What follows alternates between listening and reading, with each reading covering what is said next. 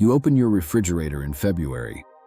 There is a bag of carrots that has gone soft, half a cabbage wrapped in plastic that is starting to smell, some potatoes that have gone green at the edges. You bought all of it 2 weeks ago. 2 weeks. There is a farmhouse in rural Pennsylvania built in 1899. I walked down the stairs into the cellar beneath that house last February. It was 31 degrees outside. Inside that cellar, it was 38 degrees. Dry, still, dark. And on the wooden shelves lining every wall, there were carrots, parsnips, beets, cabbage, potatoes, apples, and onions. All of them harvested the previous October. 4 months in that cellar. Every single one of them firm. No rot, no softening, no smell, no electricity, no compressor, no monthly bill.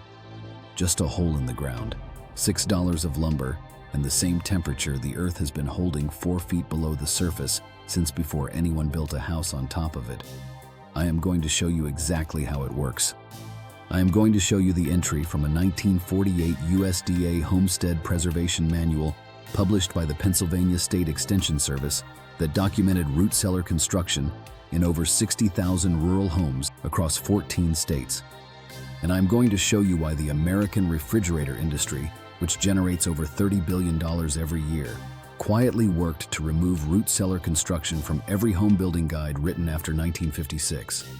Not banned. Quietly removed. This is not a basement. This is not a chest freezer buried in the yard. This is a $6 structure that uses the natural temperature and humidity of the earth to do what a $1,000 refrigerator does, and does it better for the vegetables that matter most.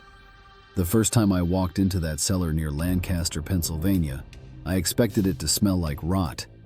It smelled like October, like soil after rain and apples and cold air. The man who showed it to me was named Harold Zook. He was 77 years old.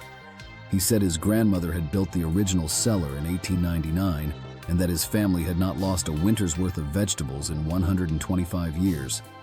Not once. I asked him what his grocery bill looked like in February. He said almost nothing for vegetables.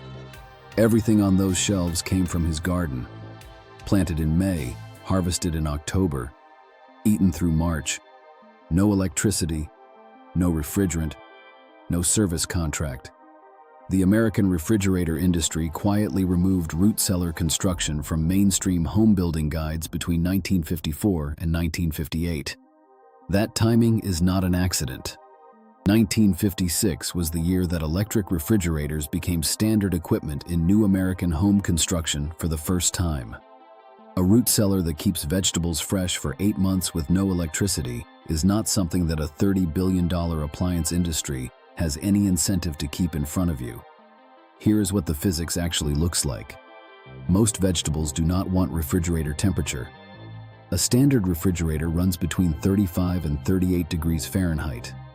Most root vegetables, carrots, parsnips, beets, turnips, potatoes, store best between 32 and 40 degrees with high humidity.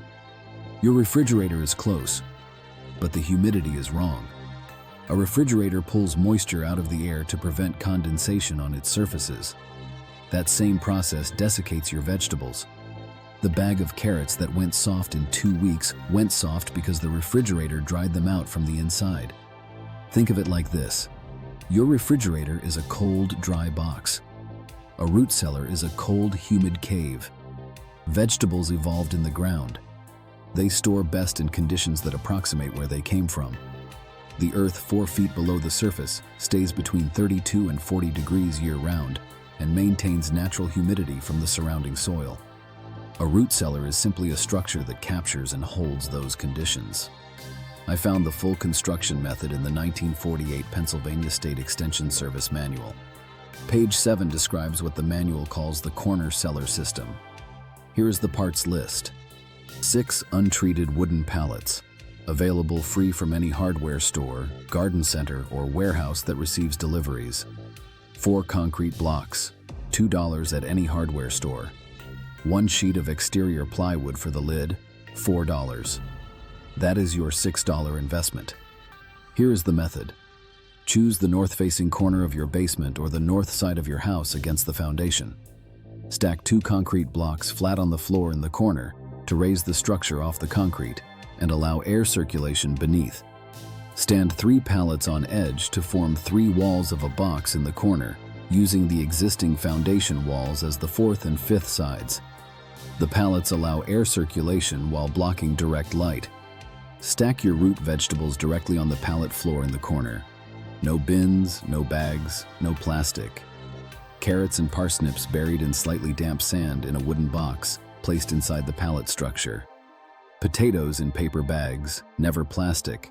Plastic traps moisture and causes rot. Cabbage hung by the root from a hook in the ceiling of the structure. Apples on open wooden slats, never touching each other. Onions in mesh bags hung from the ceiling.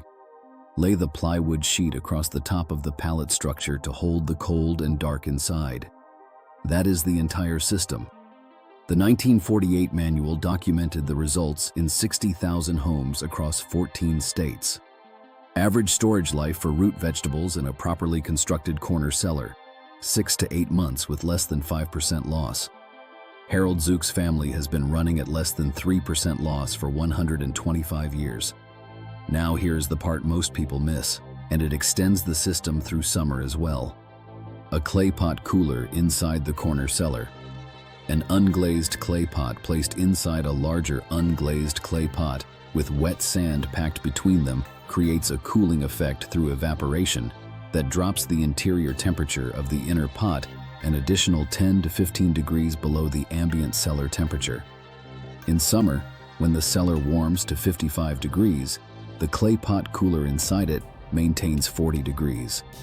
Butter, soft cheese, cooked meat, eggs, all preserved in the inner pot at refrigerator temperature with no electricity and no moving parts. Harold Zook showed me the clay pot his grandmother had used since 1899. It was still cooling. Why does a household refrigerator cost between $800 and $2,000 and require replacement every 15 years? Why did the Pennsylvania State Extension Service publish a manual documenting 8 months of vegetable storage with less than 5% loss in 1948 and then quietly allow that manual to disappear from public access by 1960? Why does the American appliance industry spend over $2 billion in advertising every year showing you refrigerators, never once mentioning that the corner of your basement has been holding the right temperature for free since before your house was built?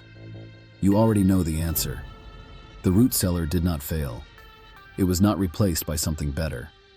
It was quietly removed from the conversation at exactly the moment that a $30 billion appliance industry needed customers who had forgotten they had another option.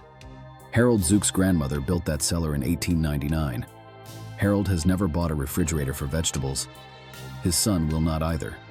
I do not know what brought you here today. Maybe your grocery bill in February has been climbing and you started looking at what you are actually paying for.